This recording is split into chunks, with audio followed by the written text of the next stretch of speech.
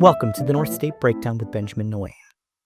The upcoming Shasta County Board of Supervisors meeting on Tuesday, March 11th, 2025, is expected to be significantly shorter than the 12-plus hour ordeal we saw last time.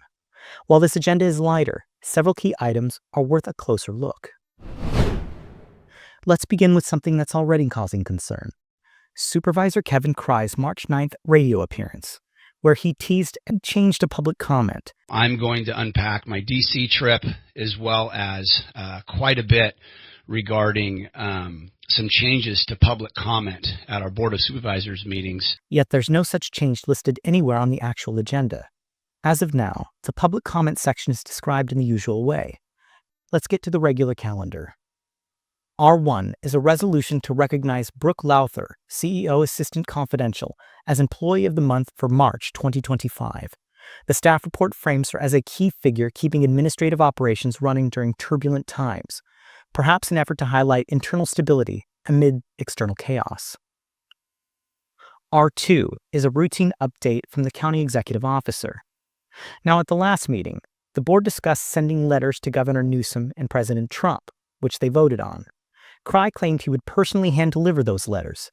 He then posted on social media that he was in Washington, D.C. around the time of Trump's State of the Union address. This trip's scheduled for quite some time at the NACO conference, which is the National Association of Counties, but I was very focused on the meetings I wanted to secure and have, and I'm happy to say I did that. So I was able to deliver our two letters, the one to Newsom and then the one to Trump, and I've got some follow-ups on that as well. The implication is Cry wants constituents to believe he's making national-level moves for Shasta County.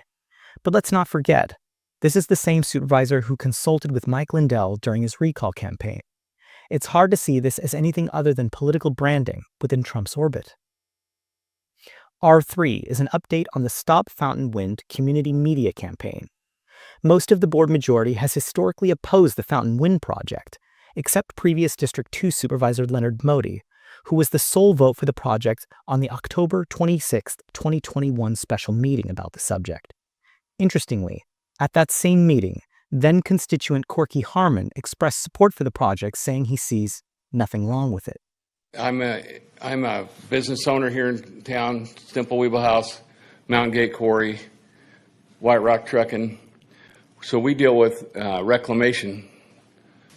There's nothing negative about it in my mind for the county. It's all positive, income, job producing.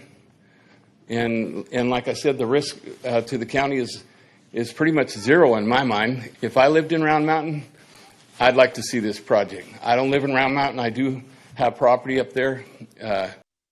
Given Harmon's background in construction and ties to contractors who would potentially benefit from the project, this support raises serious conflict of interest concerns.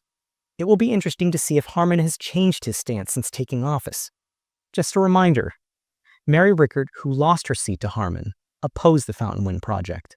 Now, the item in question on the agenda is a media campaign to support opposing the project. R4 introduces an ordinance to amend Chapter 2.07 of the County Code regarding the Elections Commission. The item was delayed from a previous meeting, likely due to time constraints and potentially controversy.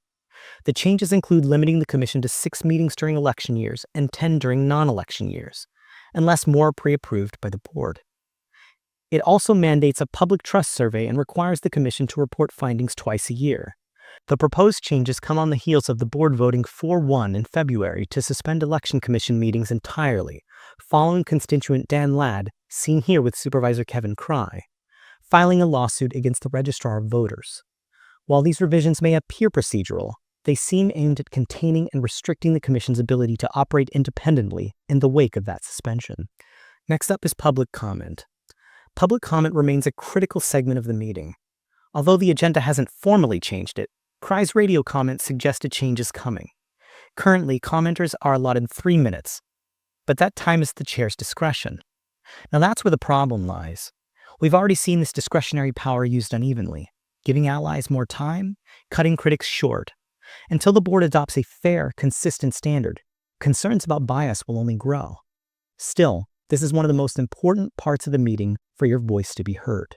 Limitations or not, you should ensure your voice is heard. Next up is the consent calendar. There are 17 consent items on this agenda, but some stand out. Several retroactive health and legal service agreements appear again on this meeting, including C5, the Child Abuse Prevention Council, C7, Partnership Health Plan, C8, City of Reading, C9, and C10, Shasta Regional Medical Center. These retroactive renewals reflect chronic administrative mismanagement, highlighting a troubling pattern where contracts are left to lapse and are only ratified after services have already been rendered. This undermines financial oversight, exposes the county to liability, and puts vital service providers in the untenable position, operating in good faith without formal protections or payment assurances. Instead of holding county leadership accountable for these failures, scrutiny is often redirected towards the vendors, who continue to deliver critical community services despite being left in bureaucratic limbo. C13 amends an agreement for adult felony defense services and includes a $276,000 budget transfer in the public defender's budget. C16 increases environmental health appropriations by $110,000 and revenue by $125,000.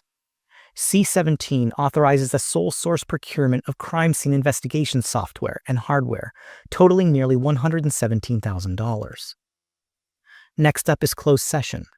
These discussions between board members happens behind closed doors without public input and typically involves personnel evaluations, legal matters, or labor negotiations. 5 items are listed for closed session. First up is 2 potential litigation cases. A case titled Jill Ward versus Shasta County.